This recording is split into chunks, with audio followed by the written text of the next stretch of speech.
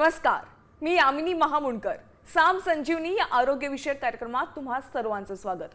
मंडळी, एक काळ असा होता जेव्हा गुडघेदुखी किंवा खुब्याचे आजार म्हणजे केवळ वाढत्या वयाचं लक्षण मानलं जायचं. 60 किंवा 70 नंतर हाडांची झीज होणं हे स्वाभाविक होतं. पण आज मात्र हे चित्र बदललंय. आज तरुण पिढीला देखील या सांधेदुखीनं ग्रासलंय. वयाच्या अगदी 20-30तच अनेकांना नी किंवा हिप रिप्लेसमेंटची वेळ येते.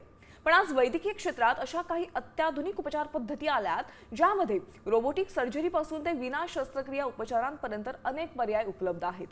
सांधेदुखीनं हतबल झालेल्या रुग्णांना पुन्हा आपल्या पायावर उभं करण्याची ताकद या आधुनिक उपचार पद्धतीत आहे. आजच्या या विशेष मुलाखतीत आपण याच विषयावर सविस्तर चर्चा करणार आहोत आणि यावर मार्गदर्शन करण्यासाठी आपल्या सोबत आहेत या विषयातील तज्ञ डॉक्टर सौरभ गिरी. सर, मनापासून स्वागत आहे. नमस्कार. नमस्ते. प्रेक्षक, मी तुम्हाला डॉक्टरांची अगदी थोडक्यात ओळख करून देते. डॉक्टर सौरभ गिरी हे प्रख्यात रोबोटिक्स जॉईंट रिप्लेसमेंट आणि ऑर्थ्रोस्कोपी सर्जन आहेत. त्यांनी MS ऑर्थोपेडिक ही पदवी मिळवलेली आहे आणि सध्या डेक्कन हर्डीकर हॉस्पिटलमध्ये robotics joint replacement unit head म्हणून ते प्रॅक्टिस करतात. बघा, गेल्या 15 वर्षात 7000हून अधिक रुग्णांवर त्यांनी यशस्वी शस्त्रक्रिया केल्या. त्यांनी हेलिओस एंडो क्लिनिक जर्मनीमधून गुडघा आणि हिप ऑर्थोप्लास्टी मधील रिव्हिजन सर्जरीमध्ये फेलोशिप केली आहे. हिप आणि गुडघा ऑर्थोप्लास्टीमध्ये प्रतिष्ठित सीकॉट ही फेलोशिप देखील सरांनी मिळवली आहे. महाराष्ट्रातील सर्वात विश्वासार्ह जॉईंट रिप्लेसमेंट सर्जन म्हणून डॉक्टरांना सन्मानित केलेला आहे. आपण विषयाला थेट सुरुवात करूया. डॉक्टरांकडून अत्याधुनिक उपचार पद्धतीविषयी अधिकची माहिती जाणून घेऊया. सर, पुन्हा एकदा स्वागत आहे. अतिशय महत्त्वाचा विषय आहे. पूर्वी आपल्याला 60-70 मध्ये हा आजार जास्त पाहायला मिळायचा, पण सध्या अगदी 20-30 मध्ये देखील ह्याचं प्रमाण वाढल्याचं पाहायला मिळतंय. तर गुडघ्याचे प्रमुख कोणते असे त्रास आहेत की सगळ्यांना जाणवतात आणि काही विशिष्ट वयोगटानुसार याचे त्रास जाणवतात का? गुडघ्याचे प्रमुख आजार वयोमानानुसार व्हॅरीज होतात. म्हणजे आपण जर यंग असणार म्हणजे 30च्या खाली आहात तर वेगळे आजार आहेत. जेव्हा आपलं वय वाढतं, आपण 50 ओलांडतो आणि 50 ते 70 यामध्ये फरक बराच आहे आजारांमध्ये. जेव्हा आपण यंग असतो त्यावेळी जे आजार होतात ते मेनली स्पोर्ट्स इंजुरीमुळे झालेले असतात. आपण कुठला स्पोर्ट्स खेळतोय, धावतोय, पळतोय, त्यावेळी कुठली इंजुरी जर झाली तर त्याला आम्ही स्पोर्ट्स इंजुरी असं म्हणतो. ती गुडघ्याला सुद्धा होऊ शकते, आपल्या खुब्याला सुद्धा होऊ शकते, अँकल जॉईंट तिथे पण होऊ शकतात आणि त्याला वेगवेगळं मग नाव दिलं जातं त्या स्पोर्ट्स इंजुरीला. तर जसं आपण बोलतोय सध्या की यंग लोकांना कुठले म्हणजे तरुणांना कुठले आजार आणि जे थोडे वृद्धस्थ आहेत त्यांना कुठले आजार. तर तरुणांना आजार मेनली दुखापतीमुळे, स्पोर्ट्समुळे होणारे असतात. ते म्हणजे लिगामेंट इंजुरी किंवा मेनिस्कस इंजुरी म्हणजे गुडघ्यातल्या गादीला इंजुरी होणे किंवा गुडघ्यातल्या लिगामेंटला इंजुरी होणे. आता त्या लिगामेंटला इंजुरी होण्यामध्ये प्रामुख्याने असतं ते म्हणजे ACL, अँटीरियर क्रुशिएट लिगामेंट इंजुरी ही प्रामुख्याने आहे. जसं आपलं वय वाढतं, एजिंग ही प्रोसेस आहे, ती दिवसेंदिवस होत राहते. एजिंगला कोणीच टाळू शकत नाही, हे सत्य आहे आणि ते कोणी चेंज करू शकत नाही. जसं आपलं एजिंग होतं, जसं आपल्या चेहऱ्याच्या स्किनमध्ये चेंजेस येतात, तसेच चेहऱ्याची स्किन कशाने बनली आहे? कोलॅजननी बनलेली आहे. त्यात कोलॅजन आहे, बरेच आणखीन घटक आहेत पण प्रामुख्याने कोलॅजन आहे. तसंच आपल्या गुडघ्याचं जे कव्हर असतं ते सुद्धा कोलॅजननी बनलेलं असतं. आता वयोमानानुसार त्या कोलॅजनमध्ये चेंजेस येतात, त्याची झीज होते आणि त्या कोलॅजनला, कार्टिलेजला परत बनवायची शक्यता नाही आहे. ती क्षमता शरीरामध्ये नाहीच आहे. आपण पडलो, फ्रॅक्चर झाला तर बोन हील होतं. बोन आपण आपलं शरीर परत बनवू शकतं, पण कार्टिलेज, कोलॅजन बनवणे हे शरीराला पॉसिबल नाही आहे. त्यामुळे जी वयोमानानुसार झीज होते त्यामुळे आर्थरायटिस होतो. त्याला आम्ही ऑस्टिओ आर्थरायटिस असं म्हणतो. तर प्रामुख्याने वृद्ध लोकांमध्ये ऑस्टिओ आर्थरायटिस म्हणजे वयोमानानुसार होणारी गुडघ्याची झीज हा त्रास असतो. हे मेनली गुडघ्यांचे त्रासाचे कारणं आहेत आणि ते वयोगटानुसार वेगवेगळे आहेत. बरं सर, लिगामेंट इंजुरी म्हणजे नेमकं काय आहे आणि त्याचे देखील काही प्रकार आहेत का? येस, लिगामेंट इंजुरी म्हणजे काय? आपल्या जॉईंट्स कसे फॉर्म होतात? 2 बोन्स असतात, त्यामध्ये मूवमेंट होते आहे. आता ती मूवमेंट कंट्रोल ठेवण्यासाठी जे अस्थिबंधन असतात म्हणजे ज्यांना त्यांचं काम आहे की 2 हाडांना जागेवर पकडून ठेवणे. जर कुठलेही एक अस्थिबंधन म्हणजे लिगामेंट ब्रेक झाली तर तो जॉईंट या बाजूला जाऊ शकतो, या बाजूला जाऊ शकतो किंवा तो अनस्टेबल होऊ शकतो. तर लिगामेंट्स या जॉईंट्सला एका व्यवस्थित स्थितीमध्ये मूवमेंटला हेल्प करण्यासाठी असतात की तो जॉईंट कुठे बाजूला सरकेल नाही, कुठली आपल्याला इन्स्टॅबिलिटी होणार नाही, यासाठी लिगामेंट असतात. आणि त्यांचे वेगवेगळे प्रकार आहेत त्या लिगामेंट इंजुरीचे.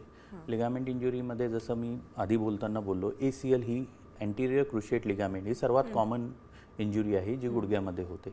त्यानंतर PCL पोस्टीरियर क्रुशिएट लिगामेंट ही इंजुरी आहे. त्यानंतर MCL म्हणजे मेडियल कोलॅटरल लिगामेंट ही इंजुरी आहे. आणि नंतर लॅटरल कोलॅटरल म्हणजे LCL ही इंजुरी आहे. तर गुडघ्याला प्रामुख्याने 4 लिगामेंट, ACL जी समोरच्या भागात असते, PCL जी मागच्या बाजूला असते, मेडियल कोलॅटरल म्हणजे गुडघ्याच्या आतल्या बाजूला, लॅटरल कोलॅटरल म्हणजे गुडघ्याच्या बाहेरच्या बाजूला. या 4ही लिगामेंटला इंजुरी वेगवेगळ्या प्रकारे होऊ शकते. त्या इंजुरीचं वेगवेगळं ग्रेडिंग आहे. ग्रेड 1 म्हणजे आम्ही म्हणतो की त्याला फारच कमी इजा झाली आहे, एक 25%पेक्षाही कमी इजा आहे. ग्रेड 2 म्हणजे जी 50 ते 70% इजा आहे. ग्रेड 3 म्हणजे जी 75%पेक्षाही जास्त आहे. म्हणजे तुमची जी लिगामेंट आहे ती कमकुवत झालेली आहे, त्यामध्ये तेवढी स्ट्रेंथ नाही आहे की ती आपल्या गुडघ्याच्या बोन्सला जागेवर पकडून ठेवेल. बरं, आता सर लिगामेंट इंजुरीचे तुम्ही प्रकार सांगितले. मी सुरुवातीला एक सांगितलात की ACL प्रकार एक आहे, तर याविषयी अधिक माहिती सांगा की ACL रिकन्स्ट्रक्शन सर्जरी ही नेमकी कशा पद्धतीने केली जाते? ACL रिकन्स्ट्रक्शन सर्जरी ही जी आहे, ज्यावेळी ACL ही ग्रेड 3 किंवा कम्प्लीट टियर असते त्यावेळी केली जाते. ACLला नवीन प्रमाणे आम्ही त्याला बनवतो, त्याला ACL रिकन्स्ट्रक्शन म्हणतात, म्हणजे नवीन लिगामेंट बनवणे. याला करण्याची पद्धत म्हणजे आर्थ्रोस्कोपी, म्हणजे जी दुर्बिणीद्वारे होणारी शस्त्रक्रिया आहे त्याला आर्थ्रोस्कोपी म्हणतात. आणि त्या आर्थ्रोस्कोपीने आम्ही ती ACL लिगामेंट नवीन बनवतो. त्यासाठी आपल्याच शरीरातला लिगामेंट काढण्यात येतो, त्याला आम्ही टेंडॉन्स म्हणतो. तो हॅमस्ट्रिंगचा टेंडॉन असू शकतो, तो क्वाड्रिसेप्सचा टेंडॉन असू शकतो, तो पेरोनियस लॉंगस, हे वेगवेगळे नावं आहेत त्याचे ज्या टेंडॉन्स आम्ही यूज करतो ACL रिकन्स्ट्रक्शन करायला. सर्वात चांगला कुठला टेंडॉन आहे तर जर ॲथलीट्स आहात तुम्ही, तुम्हाला स्पोर्ट्स ॲक्टिवली जॉईन करायचं आहे, तर माझ्या एक्सपिरियन्सनी क्वाड्रिसेप्स टेंडॉन हा सर्वात उत्तम टेंडॉन आहे ACL नवीन बनवण्यासाठी. आणि आर्थ्रोस्कोपीद्वारे शस्त्रक्रिया करणे ही सर्वात चांगली मेथड आहे. आर्थ्रोस्कोपीमध्ये सुद्धा 2 प्रकारे शस्त्रक्रिया केली जाते. एक की आपण त्याला लिगामेंटला फिक्स करायला स्क्रू वापरतो, जो स्क्रू 1-2 ते 3 वर्षात विरघळून जातो, किंवा स्क्रू न वापरता ती शस्त्रक्रिया करणे. तर सध्याच्या स्थितीत सर्वात चांगली जी शस्त्रक्रिया आहे ती arthroscopic ACL reconstruction quadricep grafts वापरून विदाऊट स्क्रू सर्जरी करणे. म्हणजे त्याला आमच्या सायंटिफिक लँग्वेजमध्ये ऑल इनसाइड मेथड म्हणतात. ऑल इनसाइड मेथड म्हणजे बाहेरून कुठलाही आपण स्क्रू वगैरे टाकत नाहीये, लिगामेंटला डायरेक्टला बोनशी फिक्स करतो आहे विदाऊट स्क्रू. बरं, ही ऑल इनसाइड मेथड जी तुम्ही म्हणालात त्या मेथडमुळे समजा एखादा स्पोर्ट्स पर्सन असेल तर तो पुन्हा एकदा पूर्ववत आपले हे सगळे खेळ खेळू शकतो? ॲब्सोल्युटली खेळू शकतो. आता मला हा प्रश्न प्रत्येक जो पण सर्जरीला करायला येतो तो विचारतो, आणि मी त्याला हेच उत्तर देतो की ॲब्सोल्युटली करू शकता, आणि ही सर्जरी आपण त्यासाठीच करतोय. बरोबर. अदरवाईज जर तुम्हाला सेडेंटरी लाईफस्टाईल आहात, तुम्ही एका जागी बसून राहताय, तुम्ही डान्स नाही करत, फिरत नाहीत, तर तुम्हाला ACL करायची गरज सुद्धा नाही.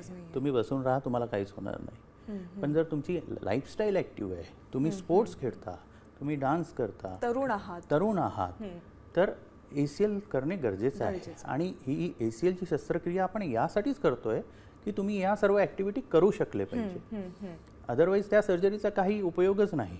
ACL फक्त आणि फक्त जेव्हा आपण कधी पण जंप करतो, किंवा सडन डायरेक्शन चेंज करतो, किंवा आपल्याला रन करायचं आहे, त्यावेळीच ACLचा इम्पॉर्टंट रोल आहे. जर तुम्ही फक्त स्लोली चालता आहे त्यामध्ये ACLचा काहीच रोल नाही. बरोबर. म्हणजे समजा वय वाढलेलं असेल, वयस्कर माणसं असतील, त्यांच्यासाठी ACLचं इतकं महत्त्वच नाही आहे. बरं सर, आता मसल पेन असेल, मसल्स रिलेटेड किंवा बोन्स रिलेटेड जे काही आजार असतात त्यावेळेस फिजिओथेरपीचं खूप महत्त्व असतं.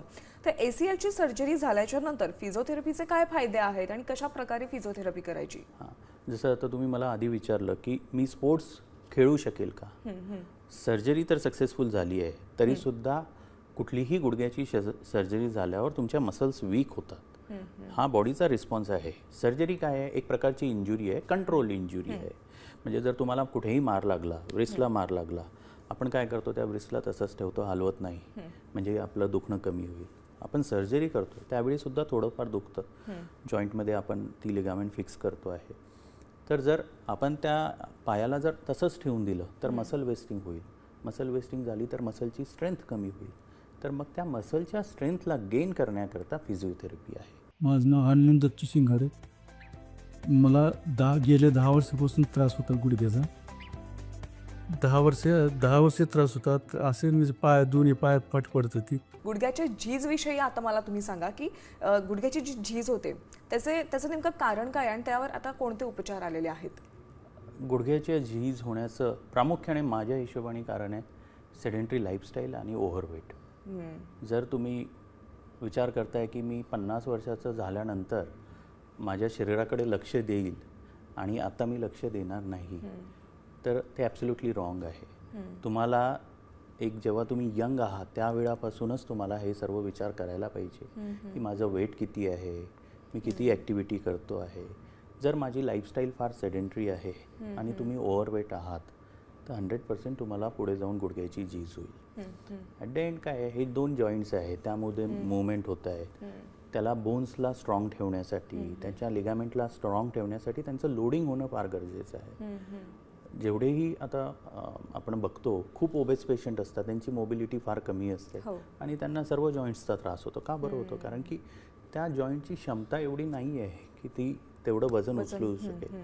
तर प्रामुख्याने माझ्या हिशोबाने कारण आहे ओव्हरवेट असणे आणि सेडेंटरी लाईफस्टाईल असणे. गुडघ्याची झीज होणं, यावर कॅल्शियमयुक्त गोळ्या खाणं किंवा एखादं कोणतंही मेडिसिन घेणं, या सगळ्या गोष्टींमुळे गुडघ्याची झीज बरी होऊ शकते का? जसं मी सर्वात आधी आपण बोलताना बोललो की एजिंगला कोणीही रिव्हर्स करू शकत नाही. सपोज माझ्या चेहऱ्यावर जर व्रिंकल्स आले आहे, मी त्याला कितीही क्रीम लावलं, काही राहलं, तरी ती एजिंग काही जाणार नाही, ती व्रिंकल्स जाणार नाही. तसंच गुडघ्याचं सुद्धा आहे. तुम्ही वरून त्याला कितीही ऑइल लावलं आहे, तुम्ही कितीही मेडिसिन्स घेतल्या, एकदा जर झीज झाली आहे तर ती परत रिव्हर्स होत नाही. हां, पण जर तुम्ही कॅल्शियम सप्लिमेंट्स घेणे काय गरजेचं आहे का? एक पर्टिक्युलर एज नंतर घ्यायला पाहिजे, कारण की आपल्या शरीरात हॉर्मोनल चेंजेससुद्धा होतात. पर्टिक्युलरली फिमेल्समध्ये जेव्हा हॉर्मोनल डेफिशियन्सी होते तेव्हा त्यांना ऑस्टिओपोरोसिस व्हायला लागतं. तर जेव्हा आपला मेनोपॉज आलेला आहे त्यानंतर आपण कॅल्शियम सप्लिमेंट्स घेणे योग्य आहे. पण त्या कॅल्शियम सप्लिमेंट्स घेतल्यामुळे आपली झीज कायमची जाईल असं होऊ शकत नाही. कारण की जसं आधी बोलताना सुद्धा बोललो की शरीराकडे ही कॅपॅसिटीज नाही आहे की तो कार्टिलेज परत बनवेल. बरोबर. ठीक आहे. तर त्या एजिंग प्रोसेसला आपण रिव्हर्स करू शकत नाही, प्रिव्हेन्शन मात्र करू शकतो. बरं, आता पुढच्या मुद्द्याकडे वळूयात. मला सांगा, रोबोटिक नी आणि हिप सर्जरी म्हणजे नेमकं काय आहे? रोबोटिक सर्जरी म्हणजे काय आहे की एक रोबोटिक आर्म असतो ज्यामध्ये एक कटिंग टूल, म्हणजे बोनला शेप देण्याकरता किंवा बोनला कट करण्याकरता एक कटिंग टूल असतं. त्या रोबोटिक आर्मच्या साह्याने बोनला शेप देणे, कटिंग करणे म्हणजे रोबोटिक सर्जरी. तर रोबोटिक सर्जरीमध्ये प्रामुख्याने 3 पार्ट असतात. सर्वात आधी ॲनालिसिस, म्हणजे पहिले पेशंटचा CT स्कॅन केला जाईल, पेशंटच्या बोन स्ट्रक्चरचं ॲनालिसिस केलं जाईल की पेशंटचा बोन कशा शेपचा आहे, कुठल्या साईजचा आहे, किती मिलीमीटर थिकनेसचा आहे, या सर्व गोष्टीचं ॲनालिसिस होईल बिफोर सर्जरी. मग त्या CT स्कॅनच्या साह्याने पेशंट स्पेसिफिक एक बोन मॉडेल तयार झालं. त्या बोन मॉडेलवर मग आम्ही कुठला इम्प्लांट लावायचा आहे याचं ट्रायल घेणार. हे सर्व सर्जरीच्या आधी. हा फर्स्ट पार्ट आहे रोबोटिक सर्जरीचा. मग त्यामुळे आम्हाला कळून येणार की A साईजचा इम्प्लांट, B साईजचा इम्प्लांट कुठला लागणार आहे हे आपल्याला आधीच कळून येणार. त्यानंतर त्या इम्प्लांटचं अलाइनमेंट कुठल्या शेपमध्ये, त्याला अँगलमध्ये लावायचं आहे, कुठल्या दोन्ही, हे सर्व आम्ही ते सर्जरीच्या आधी बघतो. हा एक प्री ऑपरेटिव्ह प्लॅनिंग असतं. सेकंड रोबोटिकचा पार्ट आहे बोन मॅपिंग.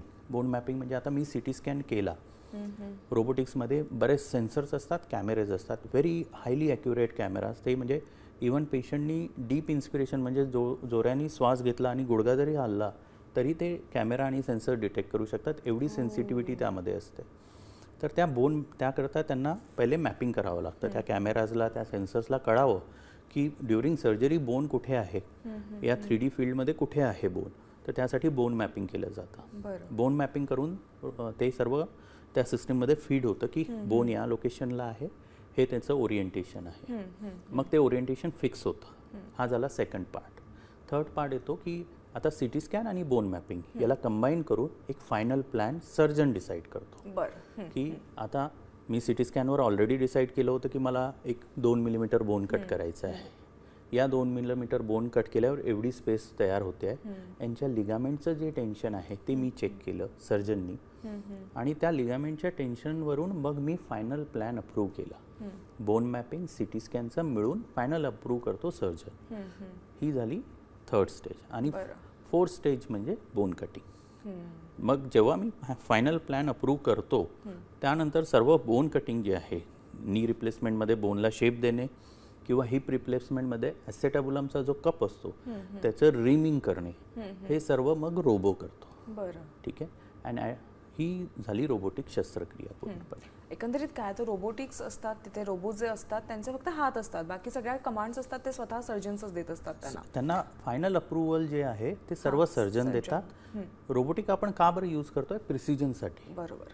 आता तुमच्या आणि माझ्या डोळ्यांनी, कुठल्याही सर्जनच्या डोळ्यांनी ते 1 मिलीमीटरचं कॅल्क्युलेशन करणं पॉसिबलच नाही आहे. एकदम परफेक्शन त्या रोबोट्सच करू शकतात. आणि किंवा 1 डिग्रीचा अँगल कट करणे हे पॉसिबल नाही आहे. रोबोमध्ये ते पॉसिबल आहे. का बरं? कारण की त्यामध्ये सेन्सर्स आणि कॅमेराज आहे. ते सर्व बोनचे अँगल सर्व चेक करतात. आणि सर्वात महत्त्वाचं काय, जेव्हा मी कन्व्हेन्शनल सर्जरी करतोय तेव्हा मी सॉ यूज करतोय बोन कट करायला. सॉमध्ये ब्लेड असतं, ते असं व्हायब्रेट होतं, असं व्हायब्रेट होतं. त्यामुळे त्या व्हायब्रेशन्समुळे जे ॲक्युरेसी येते ती एवढी व्यवस्थित नाही. रोबोमध्ये मिलर असतो. मिलर किंवा बर हे 2 असतात. आणि त्यांची जी ॲक्युरेसी आहे, जी इंडस्ट्रीयल कटिंग, कुठलीही जी ॲक्युरेट पार्ट्सची इंडस्ट्रीयल कटिंग होते, म्हणजे मेटल्सची म्हणा, कसल्याही याची, ती नेहमी मिलरनी होते. बरं. तर ती ॲक्युरेसी 1 मिलीमीटरची, सब मिलीमीटर ॲक्युरेसी जी आहे ती आपल्याला रोबोटिक्सनी मिळते. बरं. सर, आता एक महत्त्वाचा प्रश्न आहे, आपल्या प्रेक्षकांना देखील हा प्रश्न पडला असेल की सर, जॉईंट रिप्लेसमेंट सर्जरीच्या नंतर रुग्ण किती वर्ष काम करू शकतो? जॉईंट रिप्लेसमेंट समजा आपण 2 प्रकारे आहे. एक तर आपण हिप रिप्लेसमेंट करतोय किंवा नी रिप्लेसमेंट करतोय. नी रिप्लेसमेंट जेव्हा आपण करतो तेव्हा ते वयोगट असतं 60, 65, 70 या वयोगटात असतो. आणि या नी रिप्लेसमेंटची जी लाईफ आहे ती जवळजवळ 25 ते 30 वर्ष आहे. म्हणजे जेव्हा आपण एक 65 वयोगटात ही सर्जरी करतोय तर ती सर्जरी त्यांच्या आयुष्यभर चालणार आहे. त्यांना परत रिव्हिजन सर्जरी वगैरे लागणार नाही. जेव्हा हिप रिप्लेसमेंट करतो मात्र ते प्रामुख्याने यंग पेशंट असतात, ज्यांना कोविड नंतर एव्हियन नावाचा आजार झालेला आहे. एव्हियनमध्ये खुब्याचा बॉल खराब होतो आणि मग हिप रिप्लेसमेंट करावं लागतं. तर ते जे पेशंट असतात ते प्रामुख्याने 30, 40, कधी कधी इव्हन 25 वयोगट, 26 वयोगट अशा वयोगटातल्या मुलांना सुद्धा हिप रिप्लेसमेंट करावं लागतं. या हिप रिप्लेसमेंटची जी मॅक्सिमम लाईफ आहे ती आहे एक अराउंड 30 to 35 इयर, 30 ते 35 वर्ष. 30 ते 35 वर्षानंतर मात्र त्यांना रिव्हिजन सर्जरी लागू शकते. बरं. हा एक डिसएडव्हान्टेज पण आहे, पण जो क्वालिटी ऑफ लाईफ त्यांना मिळतो त्या 30 ते 35 वर्षात तो फार डिफरंट असतो. कारण की एव्हियनमध्ये तुमची चाल बदललेली असते, तुम्हाला खूप त्रास असतो आणि तुम्ही आयुष्यात कुठे ना कुठे त्या त्रासामुळे मागे पडून जाता. बरोबर. तर जसं मी म्हणालो यंग वयोगटात होतोय हा त्रास, तर त्यांच्या आयुष्यात त्यांचे एम्स असतात, हे असतात, डिसिजन्स असतात काही, ते या सर्जरीमुळे ते कंप्लीट करू शकतात. Hi, I am Nisamuddin. I just want to share my experience of ACL reconstruction surgery. So I searched for good doctors in Pune and I found Dr. Saurabh Giri. In the first consultation itself, he explained me everything very clearly and calmly. That gave me a lot of confidence. And he did my surgery. Surgery went smoothly. I felt that I was in safe hands. Sir, तुम्ही आज साम टीव्हीच्या स्टुडिओमध्ये आलात आणि प्रेक्षकांना गुडघ्याची जी झीज होते त्यावर सध्या अत्याधुनिक उपचार पद्धती कोणत्या आलेल्या आहेत त्याविषयी योग्य मार्गदर्शन केलं, त्याबद्दल मनापासून आभार. धन्यवाद. साम संजीवनीमध्ये वेळ झाल्यास इथेच थांबण्याची. नमस्कार.